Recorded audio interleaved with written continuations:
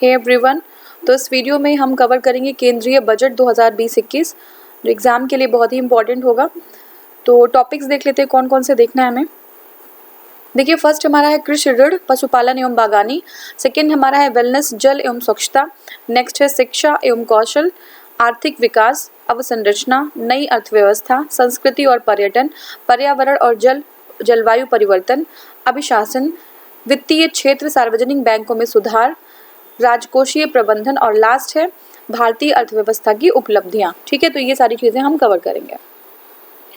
तो देखिए, पहली बात तो जो केंद्रीय बजट है 2020-21 की जो मेन पॉइंट्स हैं बजट के, उसके मेन 3 घटक हैं, प्रमुख 3 घटक हैं बजट के। इसको मैं थोड़ा सा जूम आउट कर लेती हूँ। हाँ, अब देखिए, पहला तो क्या है, महत्वाकांक्षी भारत। ठीक है, महत्वाकांक्षी भारत।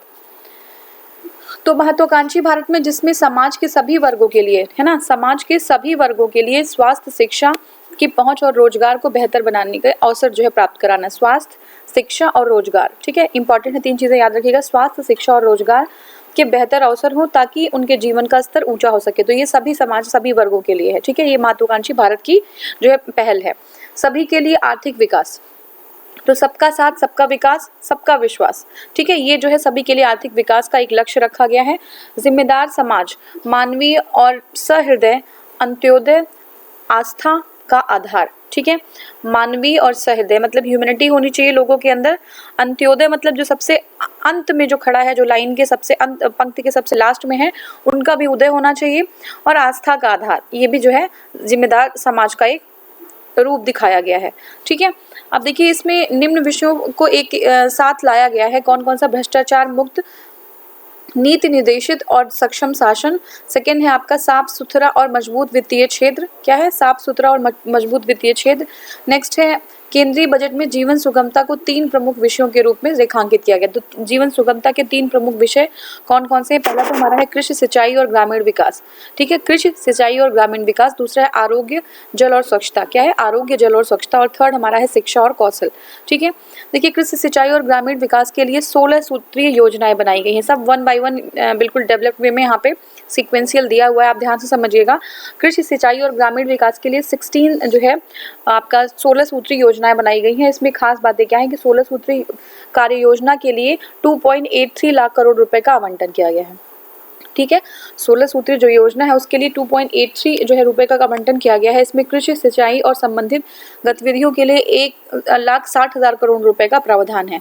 अगर हम ग्रामीण विकास और पंचायती राज की बात करें तो उसमें 1,23,000 करोड़ रुपए का प्रावधान किया गया है। ठीक है, कृषि ऋण और पशुपालन एवं बागवानी, जो हमारा पहला टॉपिक है वो है कृषि ऋण, पशुपालन और बागवानी। देखिए, 2020-21 के लिए 15 लाख करोड़ रुपए का लक्ष्य है। तो ये याद रखिएगा, 15 लाख करोड़ रुपए का लक्ष्य किसके लिए? कृषि ऋण, पशुपालन और बागवानी के लिए। पीएम किसान लाभार्थी को केसीसी योजना के तहत लाने का प्रस्ताव। ठीक है, तो जो पीएम किसान लाभार्थी लोग हैं उनको केसीसी योजना है उसके तहत जो उनको उसके अंतर्गत लाने का प्रावधान किया गया है। ठीक है, केसीसी आपको पता होगा, ये न्यूज में पहले भी था। अब देखिए, नाबार्ड की पुनर्वित्त योजना और विस्तार देना। नाबार्ड की पुनर्वित्त योजना और विस्तार देना। ठीक है, तो इससे क्या होगा? नाबार्ड आप जानते हैं कि एग्रीकल्चर जो किसान है या एग्रीकल्चर के लिए कितना जो है सपोर्टिव होता है, तो उनको जो है पुनर्जीवित करना और उनको विस्तार देना, ये एक योजना है। जल संकट से जूझ रहे 100 जिलों के लिए वृहद उपायों का प्रस्ताव करना। तो ऐसे जो डिस्ट्रिक्ट हैं जहाँ पे जल संसाधन की व्यवस्था नहीं है तो उनके लिए उपाय करना है। नेक्स्ट हमारा है नीली अर्थव्यवस्था। तो 2024-25 तक मत्स्य निर्यात को 1 लाख करोड़ रुपए तक पहुंचाना है। ठीक है, मत्स्य का निर्यात को। ठीक है, फिशरीज में एक्सपोर्ट को 1 लाख करोड़ तक पहुंचाना। नेक्स्ट हमारा 2022-23 तक देश में 200 लाख टन मत्स्य उत्पादन का लक्ष्य है। तो 22-23 में कितना है? 200 लाख टन मत्स्य उत्पादन का लक्ष्य है। ठीक है, 3,477 मित्रों और 500 मत्स्य पालक कृषि संगठनों द्वारा युवाओं को मत्स्य पालन क्षेत्र से जोड़ना। अब देखिए, 3,477 मित्र और 500 मत्स्य पालन कृषक संगठन बनाए जाएंगे। और ये मित्र कैसे होंगे? ऐसे नहीं होंगे जिसके पास कोई स्किल नहीं होगा, स्किल्ड होंगे जिनके पास ट्रेनिंग के बाद उनको नॉलेज होगी पूरी। और 500 मत्स्य पालन कृषक संगठन बनाए जाएंगे जिससे जो है मत्स्य जो युवा हैं उनको मत्स्य पालन क्षेत्र से जोड़ा जाएगा। शैवालों और समुद्री खरपतवारों की खेती का केस कल्चर को प्रोत्साहित करना। तो शैवाल जो होते हैं, ठीक है, शैवाल और जो समुद्री खरपतवार होते हैं उनके भी जो है खेती को बढ़ावा देना। समुद्री मत्स्य संसाधनों के विकास, प्रबंधन और संरक्षण के लिए फ्रेमवर्क तैयार करना। ठीक है, तो ये मतलब ओवरऑल डेवलपमेंट, जो इसी को नीली क्रांति कहते हैं। मत्स्य से रिलेटेड जितना भी जो है डेवलपमेंट होता है, चाहे उनका विकास प्रबंधन हो गया, चाहे उनका संरक्षण हो गया, ये सब जो है क्या है, ब्लू जो है नीली क्रांति है। ठीक है, ब्लू रेवोल्यूशन है। अब देखिए किसान रेल, सार्वजनिक और निजी भागीदारी के माध्यम से भारतीय रेल द्वारा किसान रेल सेवा शुरू करने का प्रस्ताव है। ठीक है, तो किसका किसान रेल सेवा शुरू करने का प्रस्ताव है? सार्वजनिक और निजी, यानी कि पब्लिक और प्राइवेट दोनों सेक्टर मिलके किसान रेल सेवा को शुरू करेंगे। दूध, मांस और मछली आदि जैसे शीघ्र खराब होने वाले जो पेरिशेबल गुड्स हैं उनके लिए जो है बाधा रहित राष्ट्रीय प्रशीतन आपूर्ति श्रृंखला बनाने का जो है प्रावधान है। जो है प्रशीतन आपूर्ति श्रृंखला मतलब क्या है? Cold storage. ठीक है, तो कोल्ड स्टोरेज डेवलप करने का प्रस्ताव है। एक्सप्रेस और मालगाड़ियों में प्रशीतन डिब्बे लगाने का प्रस्ताव है। ठीक है, तो जो भी जो है जो किसान गाड़ियां हैं और जो ट्रेन्स हैं या फिर जो एक्सप्रेस और मालगाड़ी हैं उसमें जो है कोल्ड स्टोरेज डिब्बे लगाने का प्रस्ताव किया गया है। अब नागरिक उड्डयन मंत्रालय द्वारा कृषि उड़ान योजना की शुरुआत करना। ठीक है, तो कौन कर रहा है? नागरिक उड्डयन मंत्रालय क्या कर रही है? कृषि उड़ान योजना, उसका स्टार्ट करने जा रहे हैं हम। तो राष्ट्रीय और अंतर्राष्ट्रीय दोनों हवाई मार्गों पर इस सेवा का संचालन होगा, चाहे नेशनल हो या इंटरनेशनल। अगर हमें एक्सपोर्ट करना हो तो एक्सपोर्ट को इससे बूस्ट मिलेगा। और एक कंट्री से, एक स्टेट से दूसरे स्टेट भी जब जो है फ्लाई होकर जाएंगी तो जो ऐसे गुड्स हैं, जो ऐसे प्रोडक्ट्स हैं जो बहुत जल्दी ख़राब होते हैं, जो पेरिशेबल हैं, वो जो है अपने जगह से दूसरी जगह जल्दी पहुँच जाएंगे, जिसमें कॉस्ट भी रिड्यूस होगा। तो ऐसा नहीं है कि हवाई मार्ग से जा रहे हैं तो कॉस्ट ज़्यादा बढ़ जाएगा। कॉस्ट तब ज़्यादा बढ़ जाता है जब हम कोल्ड स्टोरेज में रखते, बहुत जो है हम लेके जाते हैं और बहुत हमारी जो चीज़ें हैं वो ख़राब हो जाती हैं, सड़ जाती हैं। तो क्या होता है, आपने कभी कभी न्यूज़ में सुना होगा कि टोमेटोज़ वगैरह ये जो किसान है वो बेचने जाते हैं तो उनका ट्रांसपोर्टेशन कॉस्ट ही इतना ज़्यादा हो जाता है और वो बिकता कितना है? 5 रुपये किलो मंडी में। तो क्या करते हैं, उससे बढ़िया है कि वो उसको फेंक के चले आते हैं। ऐसा होता है, बहुत बारी ये न्यूज़ में आता है। ठीक है, तो ये जो है ये बहुत अच्छा जो है एक सुविधा प्रोवाइड की जाएगी। नेक्स्ट हमारा है बागवानी क्षेत्र में विपणन और निर्यात को बेहतर बनाने के लिए एक उत्पाद एक जिला की नीति। तो एक उत्पाद एक जिला हमने पहले भी कई बार डिस्कस कर लिया है। एक उत्पाद एक जिला मतलब एक जिले में एक उत्पाद को डेवलप करना और उसी में उसको प्रोफिशिएंट बना देना, उसी में उसको पारंगत कर देना।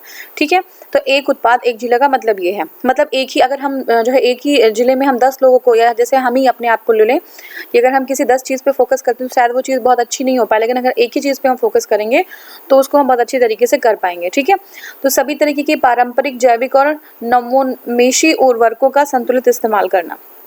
ठीक है ना, चाहे वो पारंपरिक हो, चाहे वो जैविक हो, और चाहे जो है नवोन्मेषी उर्वरक हो, उनका जो है बैलेंस्ड वे में इस्तेमाल करना। ऐसा ना हो कि जो ह्यूमन बीइंग है उनकी ही जीन जो है चेंज होने लगे। होता है ना कि ये जो केमिकल फर्टिलाइजर्स हैं उनका बहुत ज़्यादा बुरा प्रभाव पड़ने लगता है, तो उनका जो है एक बैलेंस्ड वे में उनको यूज़ करना, ये बताया गया। जैविक, प्राकृतिक और एकीकृत खेती को बढ़ाना। ठीक है, जैविक हो, प्राकृतिक हो या एक ही इंटीग्रेटेड जो है जैविक प्राकृतिक। आप जो है जैविक समझते हैं ना, ऑर्गेनिक खेती, तो ऑर्गेनिक खेती में के जो होते हैं आपके प्राइसेस होते हैं जो चीज़ों के, चाहे वो फ्रूट्स हो चाहे वो कोई वेजिटेबल हो, तो उसके प्राइसेस हाई होते हैं क्योंकि जैविक खेती में हमें ज़्यादा जो है कॉस्ट लगानी पड़ती है उर्वरकों के लिए। प्राकृतिक खेती और एकीकृत खेती को बढ़ावा देना, इंटीग्रेटेड खेती, है ना। ऐसा नहीं कि थोड़ी थोड़ी जगह पर कुछ चीज़ें हो रही हैं, इंटीग्रेटेड करेंगे तो उससे ज़्यादा जो हमें आउटपुट मिल पाएगा। तो ये चीज़ थी। देखिए, जैविक खेती पोर्टल द्वारा जैविक उत्पादों को ऑनलाइन राष्ट्रीय बाजार को मजबूत करना। तो जैविक खेती का एक पोर्टल बनेगा जिसमें जो है लोग बता पाएंगे कि हम जो है कौन कौन सी चीज़ों की जैविक खेती कर रहे हैं और उनको सेल कर पाएंगे ऑनलाइन। ठीक है, जीरो बजट प्राकृतिक खेती। ठीक है, जीरो बजट प्राकृतिक खेती जैसा कि जुलाई 2019 के बजट में दर्शाया गया है उसको शामिल करना। जीरो बजट प्राकृतिक खेती क्या है? इसमें कहीं से भी हम बाहर से आउटपुट नहीं लेते हैं, सब कुछ जो है हम जो हमारा नेचुरल तरीके से हो रहा है उसी से हम करते हैं। ठीक है, तो कोई बाहर से जो है आउटपुट नहीं लिया जाता है, तो जीरो बजट इसको प्राकृतिक खेती कहते हैं। सिंचाई के लिए वर्षा जल आधारित क्षेत्रों में एकीकृत खेती को प्रणाली का विस्तार करना। तो देखिए, सिंचाई के लिए वर्षा जल आधारित क्षेत्र, ऐसे क्षेत्र जो वर्षा के जल पे जो है डिपेंडेंट हो, उनके यहाँ इंटीग्रेटेड खेती की प्रणाली को शुरू करना। क्यों करना? क्योंकि आज किसी ने अपने खेत में पानी जो है जाने दिया, लगा दिया, फिर नेक्स्ट टाइम बाद फिर से उनको लगाने की ज़रूरत है। तो अगर एक ही बार में इंटीग्रेटेड, सारी फील्ड्स इंटीग्रेटेड हो जाएंगे तो एक ही बार में इरिगेशन जो है चला जाएगा और प्रॉपर तरीके से काम होना शुरू हो जाएगा। तो इसलिए इंटीग्रेटेड खेती बहुत ही ज़्यादा इंपॉर्टेंट है, समझ रहे हैं। इंटीग्रेटेड मतलब एकत्र करके, सारी चीज़ें एकत्र करके एक साथ। अब देखिए गैर फसल मौसम में बहुस्तरीय फसल, मधुमक्खी पालन जैसा और सौर पंपों तथा सौर ऊर्जा उत्पादन को बढ़ावा देना। अब देखिए एक तो फसल का मौसम होता है और कुछ मौसम ऐसा होता है जहाँ पे जब जिस टाइम फसलें जो है गैप होता है, फसलें नहीं बोई जा रही हैं, तो गैर फसल मौसम में बहुस्तरीय फसल, ठीक है, एक तो बहुस्तरीय फसल लगाते हैं, मधुमक्खी पालन कर लें, सौर पंपों, सोलर जो है पंप्स हैं उनका यूज़ करें, या फिर सोलर ऊर्जा से उसके उत्पादन को बढ़ावा दें, ठीक है। अब देखिए कुसुम योजना है सोलर पंप्स के लिए, उसमें भी किसानों की जो आय है उसको उससे बढ़ाया जा सकता है, ठीक है ना, उनको कुछ फैसिलिटीज़ मिलेंगी, उनका जो है कुछ कॉस्ट कट होगा उससे, ठीक है। तो कुसुम योजना एक बार आप सर्च करिएगा, देखिएगा क्या है कुसुम योजना, ठीक है। अभी हमारे पास बहुत टाइम नहीं है, इसलिए मैं जो है इसको चाहूँगी कि जल्दी कंप्लीट हो जाए। अब हमारा क्या है, अच्छा यहाँ पे है पीएम कुसुम का विस्तार। देखिए इस योजना के तहत 20 लाख किसानों को सौर पंप लगाने में मदद मिलेगी, ठीक है, 20 लाख किसानों को सौर पंप लगाने में मदद मिलेगी। इसके अतिरिक्त 15 लाख किसानों को ग्रिड से जुड़े पंप सेटों को ऊर्जा चलित बनाने में मदद करेंगे, ठीक है। तो 20 लाख किसानों को जो है सौर पंप जो है लगाने में मदद मिल जाएगी, और 15 लाख किसानों को ग्रिड से जुड़े जो सौर पंप सेट हैं उनको सौर ऊर्जा से संचालित करने में हेल्प हो जाएगा। ग्राम भंडारण योजना क्या है, देखिए किसानों के लिए जो स्व सहायता समूह है, मतलब सेल्फ हेल्प ग्रुप्स, उनके द्वारा संचालित भंडारण व्यवस्था, ताकि उत्पादों पर लॉजिस्टिक लागत कम हो सके, ठीक है ना। अब देखिए सेल्फ हेल्प ग्रुप द्वारा जो संचालित भंडारण है, ठीक है, उनके द्वारा संचालित भंडारण व्यवस्था, ताकि जो है उत्पादों पर लॉजिस्टिक लागत कम हो सके। अगर हम कहीं दूर से ले आके जो है उसको इंपोर्ट कर रहे हैं, मतलब इंपोर्ट का मतलब ऐसा नहीं कि बाहर से ही कर रहे हैं, अपने हम कहीं दूसरे डिस्ट्रिक्ट से ले आके कर रहे हैं, तो क्या होता है लॉजिस्टिक कॉस्ट बहुत ज़्यादा हो जाती है और वो अल्टीमेटली वो चीज़ बहुत महंगी हो जाती है। तो अगर हम सेल्फ हेल्प ग्रुप के थ्रू ही वो चीज़ें हम जो है उसको हम ले लेते हैं, उनका भंडारण व्यवस्था कर लेते हैं, तो क्या हो जाएगा, चीज़ें जो है किसानों को एक जो है मिनिमम कॉस्ट में प्रोवाइड हो पाएंगे, रिजनेबल कॉस्ट रहेगा उसका। महिलाओं के सेल्फ हेल्प ग्रुप यानी कि स्व सहायता समूहों को फिर से धन लक्ष्मी का स्थान देने की मदद, ठीक है। तो फीमेल्स जो होती हैं, बहुत छोटे छोटे सेल्फ हेल्प ग्रुप्स होते हैं, तो वो मिलके क्या करते हैं, धन का उपार्जन करते हैं, धन को एकत्र करते हैं, तो उनको धन लक्ष्मी का स्थान पाने में मदद करना, ये गवर्नमेंट की पहल है। नाबार्ड द्वारा कृषि भंडारों, कोल्ड स्टोरेज और प्रशीतन वैन सुविधाओं का नक्शा बनाना और उनको जियो टैगिंग करना, ठीक है। तो नाबार्ड का क्या काम दिया गया है कि जो कृषि भंडार हैं, कोल्ड स्टोरेज हैं और प्रशीतन वैन हैं, उनका एक मैप बना देना और उनको जियो टैगिंग कर देना, मतलब कि अगर कोई किसी को सर्च करना है कि कहाँ पे है ये लोकेशन, तो जियो टैगिंग के हिसाब से उसको पता चल जाएगा कि ये चीज़ें, ये फैसिलिटी हमारे कहाँ पे कितने रेंज में है, कितना दूर है, ठीक है।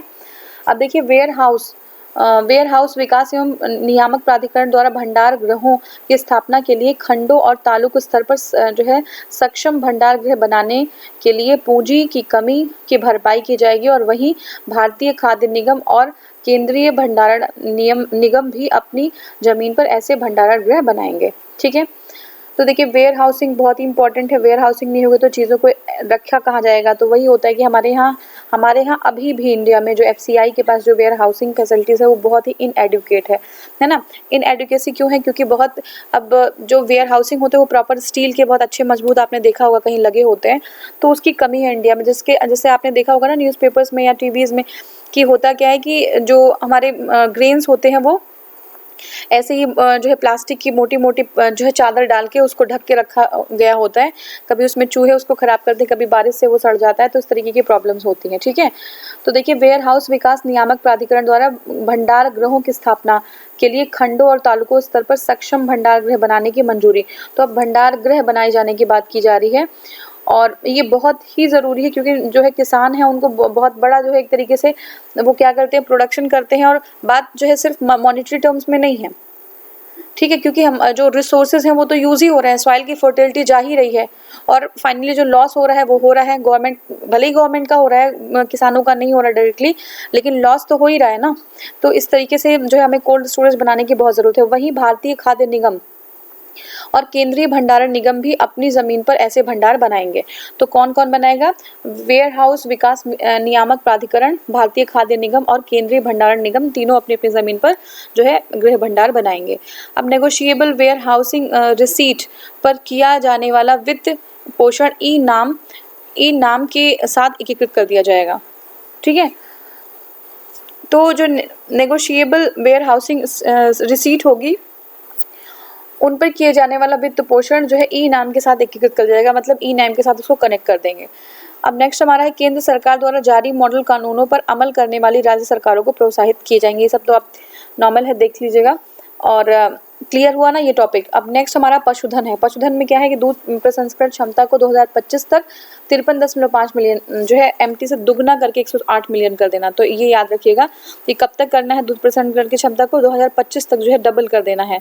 अभी कितना है 53.5 million, 53.5 million MT, 53.5 million MT है, उसको डबल करके 108 मिलियन एमटी कर देना है। ठीक है।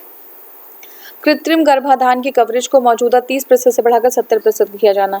ठीक है। कृत्रिम गर्भाधान मतलब क्या होता है? आर्टिफिशियल जो है हम क्या करते हैं, जिससे हमें जो एनिमल्स होते हैं हमको अच्छे ब्रीड का चाहिए होता है तो हम उसको आर्टिफिशियली जो है गर्भाधान कराते हैं। तो इससे जो है अभी 30% है, उसको हमें व्यापक रूप से 70% तक लेके जाना है। चारागाह को विकसित करने के लिए नरेगा जो है और मनरेगा का संयोजन किया जाएगा। ठीक है। चारागाह डेवलप करने के लिए, भाई चारागाह नहीं रहेगा, जो है फीडर फैसिलिटी नहीं रहेगी तो जो है एनिमल्स होंगे वो कैसे फीड कर पाएंगे। मवेशियों के खुर एवं मुंह में होने वाली बीमारी, ठीक है, FMD बोलते हैं इसको, और ब्रूसेलोसिस, ठीक है, ब्रूसेलोसिस, और भेड़ व बकरियों में पेस्टिडस पेटिस, ठीक है, पेस्टिडस पेटिस रूमिनेंट PPR, ठीक है, पेस्टिडस पेटिस रूमिनेंट PPR। देखिए याद रखिएगा, मुंह और जो है खुर में होने वाली बीमारी जो है मवेशियों में होती है उसका क्या है FMD, और ब्रूसेलोसिस, क्या नाम है, ब्रूसेलोसिस। और भेड़ और बकरियों में क्या होता है, पेस्टिडस पेटिस। ये जो है रूमिनेंट, यानी रूमिनेंट मतलब जुगाली करने वाले जितने एनिमल्स होते हैं। जुगाली मतलब समझते हैं ना कि जब गाय भैंस, अब उसको गांव में कहते हैं पागुर करना, है ना। तो गाय भैंस क्या करते हैं, मुंह चलाते रहते हैं। ठीक है। तो उससे कुछ मीथेन का भी होता है, वो सब हम बाद में देखेंगे। लेकिन जो रूमिनेंट होते हैं उनको 2025 तक समाप्त किया जाएगा। तो ये बीमारियां हैं, इनको जो है खत्म करने की बात की गई है 2025 तक। कब तक? 2025 तक। फिर आपका है दीनदयाल अंत्योदय योजना, ठीक है, गरीबी उन्मूलन के लिए 58 लाख HSG के साथ 0.5 करोड़ परिवारों को जोड़ा गया है। ठीक है, SHG, ठीक है, कितना 58 लाख SHG के साथ जो है 0.5 करोड़ परिवारों को जोड़ दिया गया है। नेक्स्ट हमारा है वेलनेस जल एवं स्वच्छता, ठीक है, वेलनेस नहीं है, वेलनेस है, ठीक है, वेलनेस जल एवं स्वच्छता। क्या है वेलनेस जल एवं स्वच्छता? देखिए, समग्र स्वास्थ्य क्षेत्र के लिए 69,000 करोड़ रुपए का आवंटन, समग्र स्वास्थ्य क्षेत्र के लिए 69 याद रखिएगा, 69,000 करोड़ रुपए का आवंटन किया गया। प्रधानमंत्री जन आरोग्य योजना, PM-जय बोलते हैं इसको, प्रधानमंत्री जन आरोग्य योजना PM-जय के लिए 64 करोड़ रुपए, है ना, और का आवंटन किया गया है। और प्रधानमंत्री जन आरोग्य योजना PM-जय के अंतर्गत 20,000 से भी अधिक अस्पतालों को पैनल में पहले ही शामिल किया जा चुका है। तो 20,000 जो है हॉस्पिटल्स को एक पैनल बनाया गया, उसमें जो है ऐड किया जा चुका है। जो PPP है, सार्वजनिक निजी भागीदारी, है ना, पब्लिक प्राइवेट पार्टनरशिप बोलते हैं, उसकी व्यवस्था के तहत अस्पतालों के निर्माण के लिए कम पड़ रही राशि के इंतजाम, ठीक है, वायबिलिटी गैप फंडिंग VGA वाली विंडो अथवा प्रकोष्ठ बनाने का प्रस्ताव किया गया है। तो आपको पता है वायबिलिटी गैप फंडिंग क्या होती है, ठीक है, PPP मॉडल क्या होता है, ये सब जानना जरूरी है। ठीक है, तो ये सब हम इकोनॉमिक्स में देखेंगे, अभी फिलहाल हम करंट कर रहे हैं। तो क्या होगा कि जो PPP है ना, पब्लिक प्राइवेट पार्टनरशिप, उसके तहत अस्पतालों के निर्माण के लिए जो कम पड़ी धनराशि उनको जो है वायबिलिटी गैप फंडिंग के थ्रू जो है उनको लिया जाएगा, जो वाली विंडो अथवा प्रकोष्ठ बनाने के लिए प्रस्ताव किया गया है। ठीक है, तो ये हो गया हमारा। नेक्स्ट, अब ये याद रखिएगा अभी कि वायबिलिटी गैप फंडिंग के थ्रू जो है वो जो अभी राशियां कम पड़ रही हैं उनको जो है वहाँ से लिया जाएगा। उन महत्वाकांक्षी जिलों को महत्वाकांक्षी जिले समझते हैं। अब यही सब है, ये सब पॉइंट आपको पता होना चाहिए। तो महत्वाकांक्षी जिले क्या हैं, जिनमें जो है अभी भी जो है डेवलपमेंट करने की जरूरत है, ठीक है, मोटा मोटा समझिए, को पहले चरण में कवर किया जाएगा जहां आयुष्मान से जुड़े पैनल में कोई भी अस्पताल नहीं है। ठीक है, तो ऐसे जिले जहाँ पे जो है आयुष्मान से जुड़े पैनल में कोई भी हॉस्पिटल नहीं है, उनको जो है क्या किया जाएगा, कवर किया जाएगा। मशीन लर्निंग और आर्टिफिशियल इंटेलिजेंस का उपयोग करके उपयोग करने वाली उपयुक्त निवारणकारी व्यवस्था के जरिए बीमारियों से लक्षित किया जाएगा। मशीन लर्निंग समझते हैं। आर्टिफिशियल इंटेलिजेंस क्या होता है, AI, ठीक है, आर्टिफिशियल इंटेलिजेंस के बारे में देख लीजिएगा। नहीं तो अभी जो है करंट पढ़ लीजिए। आर्टिफिशियल इंटेलिजेंस में होता है कंप्यूटर जो है मशीन से, रोबोट्स होते हैं, उनके थ्रू हम काम लेते हैं और उनमें बहुत सारी चीज़ें ऐसी फीड होती हैं ऑलरेडी कि हमें बहुत सारी हेल्प मिल सकती है। जैसे चाहे हेल्थ के डिपार्टमेंट, अभी देख लीजिए एजुकेशन में है ना, अपनी कैरियर की काउंसलिंग करानी हो, ठीक है, या फिर जो है कौन सी जो है डिजीज़ है ना, उसको कैसे टारगेट कर सकते हैं, ये सारी चीज़ें आर्टिफिशियल इंटेलिजेंस से हमें हेल्प मिल सकती है। जन औषधि केंद्र के तहत वर्ष 2024 तक सभी जिलों में 2000 दवाओं तथा 200 शल्य चिकित्सा की पेशकश की जाएगी, ठीक है। तो ये इंपॉर्टेंट है, जन औषधि केंद्र के तहत कब, 2025 नहीं 2024 तक, ठीक है, 2024 तक सभी जिलों में 2000 दवाओं और 200 शल्य चिकित्सा की पेशकश की जाएगी। टीबी हारेगा देश जीतेगा, ये अभियान शुरू किया गया है जिसके अंतर्गत 2025 तक, अभी ये भी याद रखिएगा 2025, टीबी हारेगा देश जीतेगा कब तक का, 2025 तक तपेदिक को जो है समाप्त करने की प्रतिबद्धता जताई गई है। जल जीवन मिशन क्या है, 3.60 लाख करोड़ रुपए मंजूरी दी गई है। वित्तीय वर्ष 2020-21 के लिए 11,500 करोड़ रुपए का प्रावधान किया गया है। स्थानीय जल स्रोतों की संख्या बढ़ाना और मौजूदा जल स्रोतों का पुनर्भरण और जल संचय और जल के खारेपन को दूर करने को प्रोत्साहन दिया गया है। 10 लाख से अधिक के वाली आबादी वाले शहर जो हैं, 10 लाख से अधिक आबादी वाले शहर जो हैं, उनको चालू वित्त वर्ष के दौरान ही इस लक्ष्य को प्राप्त करने के लिए प्रोत्साहित किया जाएगा। नेक्स्ट हमारा है 2020-21 में स्वच्छ भारत मिशन के 12,300 करोड़ रुपए का आवंटन, ठीक है। 2020-21 में स्वच्छ भारत मिशन के लिए कितना 12,300 जो है करोड़ रुपए का आवंटन किया गया है। ओडीएफ, ठीक है, ओडीएफ से जुड़ी प्रवृत्ति को बनाए रखने के लिए ओडीएफ प्लस की प्रतिबद्धता जताई गई है। द्रव एवं धूसर जल के प्रबंधन पर विशेष बल है। ठोस अपशिष्ट के संग्रह स्रोत पर ही अपशिष्ट को दो अलग अलग जो है अलग अलग प्रोसेस करना, उस पर भी फोकस किया गया, 2 अलग अलग जो है डस्टबिन होने चाहिए, तो इस तरीके की बात की गई है। और नेक्स्ट हमारा है शिक्षा एवं कौशल, ठीक है। तो देखिए वित्त 2020-21 में शिक्षा के क्षेत्र के लिए 99,300 करोड़ रुपए, 99,300 करोड़ रुपए, कौशल विकास के लिए 3,000 करोड़ रुपए का आवंटन किया गया है, ठीक है। अब नई शिक्षा जो नीति है उसकी घोषणा जल्द ही की जाएगी, नई शिक्षा नीति की घोषणा जल्द ही की जाएगी। पुलिस संबंधी विज्ञान, फॉरेंसिक विज्ञान, साइबर जो है आपके फॉरेंसिक इत्यादि के क्षेत्र में राष्ट्रीय पुलिस विश्वविद्यालय और राष्ट्रीय फॉरेंसिक विज्ञान विश्वविद्यालय की स्थापना करने का प्रस्ताव है। कहाँ पे, राष्ट्रीय पुलिस विश्वविद्यालय और राष्ट्रीय फॉरेंसिक विज्ञान विश्वविद्यालय, फॉरेंसिक विज्ञान विश्वविद्यालय, इसकी स्थापना।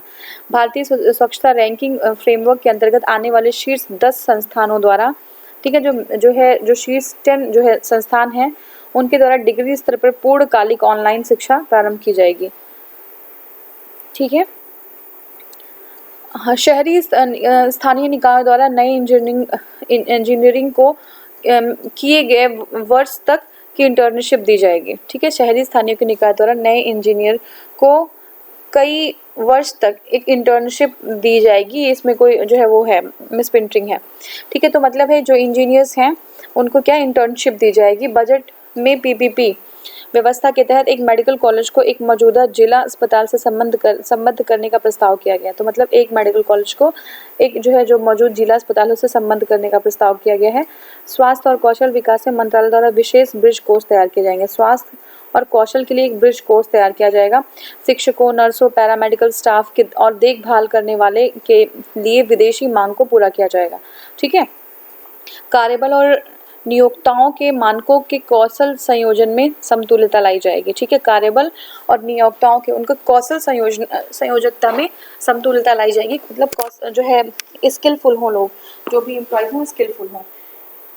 नेक्स्ट हमारा है 150 उच्च शिक्षा संस्थान, ठीक है। 150 हाई एजुकेशन जो है इंस्टीट्यूशंस मार्च 2021 तक अप्रेंटिसशिप युक्त डिग्री डिप्लोमा पाठ्यक्रम शुरू कर देंगे, ठीक है। तो 150 जो है हाई जो है एजुकेशनल इंस्टीट्यूशन होंगे, तो 2021 में जो है अप्रेंटिसशिप युक्त डिग्री और डिप्लोमा अपना पाठ्यक्रम स्टार्ट कर देंगे। शिक्षा क्षेत्र के लिए विदेशी वाणिज्य उधारी एवं एफडीआई को सुनिश्चित किया जाएगा। भारत में अध्ययन कार्यक्रम के तहत इंडसैट को एशिया, अफ्रीका और देशों में शुरू करने का प्रस्ताव है, ठीक है। तो इंडसैट मतलब जो है इंडिया में भारत में अध्ययन, उसके लिए एशियाई देशों एवं अफ्रीकी देशों में शुरू करने का प्रस्ताव किया जा रहा है। नेक्स्ट हमारा है आर्थिक विकास, ठीक है। उद्योग, वाणिज्य एवं निवेश, उद्योग और वाणिज्य के विकास एवं संवर्धन के लिए 2020-21 के लिए 27,300 करोड़ रुपए का आवंटन किया गया है। इसके लिए आर्थिक विकास में जो है मदद करने के लिए निवेश मंजूरी प्रकोष्ठ स्थापित करने की जो है प्रस्ताव है। निवेश मंजूरी प्रकोष्ठ एक स्थापित किया जाएगा जिससे निवेश किया जा सकता है। समग्र रूप से सुविधा और सहयोग प्रदान करना होगा, एक पोर्टल के जरिए काम करना होगा और 5 नवीन स्मार्ट सिटी को विकसित करने का प्रस्ताव है। ठीक है, तो किसको 5 नवीन जो है स्मार्ट सिटी को विकसित करने का प्रस्ताव है? मोबाइल फोन, इलेक्ट्रॉनिक्स उपकरण और सेमीकंडक्टर पैकेजिंग के निर्माण को बढ़ावा देने के लिए योजना शुरू करने का प्रस्ताव है। किसके लिए? मोबाइल फोन्स, इलेक्ट्रॉनिक उपकरण, सेमीकंडक्टर और पैकेजिंग के लिए। ठीक है, नेक्स्ट हमारा है 1480 करोड़ रुपए अनुमानित परिव्यय से राष्ट्रीय तकनीकी वस्त्र मिशन। ठीक है, क्या? राष्ट्रीय तकनीकी वस्त्र मिशन शुरू किया जाएगा ताकि भारत को तकनीकी वस्त्रों के क्षेत्र में वैश्विक स्तर पर अग्रणी बनाया जा सके। होता है ना कि जो जाते हैं, जो एस्ट्रोनॉट्स होते हैं तो उनका डिफरेंट टाइप का एक जो है ड्रेस होता है, तो ऐसे ही 1480 करोड़ रुपए जो है कि वैसे जो राष्ट्रीय तकनीकी वस्त्र है उसको बनाने का जो है प्रस्ताव किया गया है। वर्ष 2020-21 से लेकर 2023-24 तक इसकी 4 वर्षीय जो कार्यान्वयन अवधि तय की गई है। ठीक है, तो ये हो गया हमारा